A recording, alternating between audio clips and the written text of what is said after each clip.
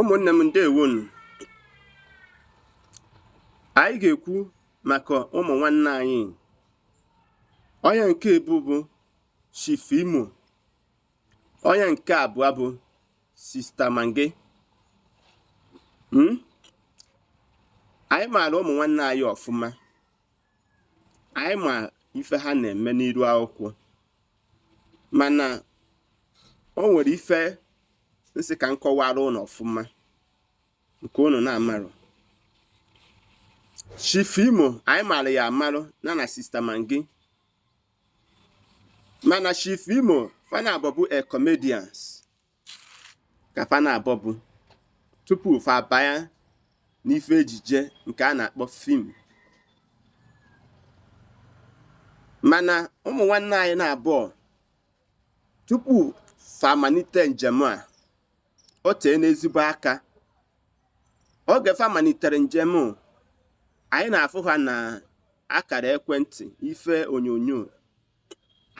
Mana before ha amalite fa tara afụfụ. Fa mechaa ife ejije, mechaa ife ịtọ amụ na ịkpa ụka eziokwu, ha tinyekwa ya n'iru akwụkwọ. Ndị mmadụ anaghị alaikicha ya oge ahụ. Mana o nwere oge ruwelu ndị mmadụ biko mee gịnị wee mmasị n'ife ha na-eme, mewe mmasị ọgaziwerefe fa mee gịnị fa si n'ife ha na-eme mee gịnị wee tolite nke ukwuu, nke bụ na ndị mmadụ amatago onye ha bụ. Onye ọbụla na-eme mmasị n'ife ejije Chief Imo and Sister Mange na-eme. Mana ya bụ ife ka ife nchọrọ ịrụtụ aka ebe ahụ bụ na ife ọbụla ị na-eme n'ụwa gbado anya, mesibe ya ike.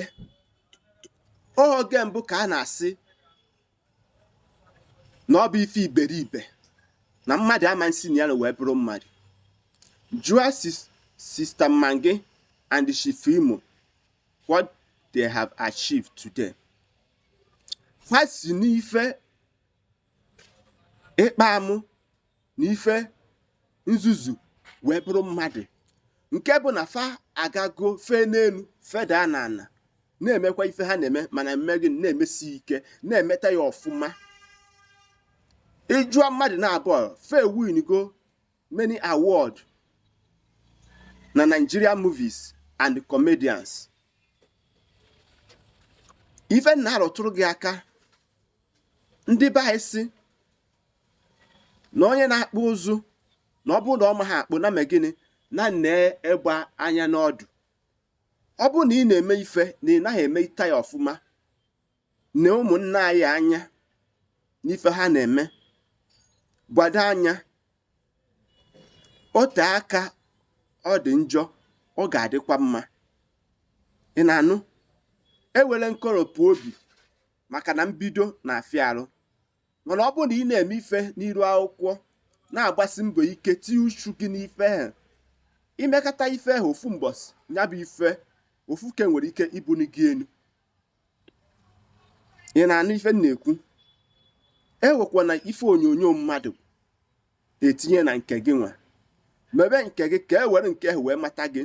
Ụdị eji wee mata Chief Imo and Sister Mange n'iru akwụkwọ, ka e were nke gị mata gị, ka e were ife ị na-eme, ka e were aka ọrụ gị wee mara gị, ka o nwee ife eji wee marata gị n'ụwa, ka ọ ghara ịbụ nke mmadụ na o nwee ife eji wee marata gị ịnaferego.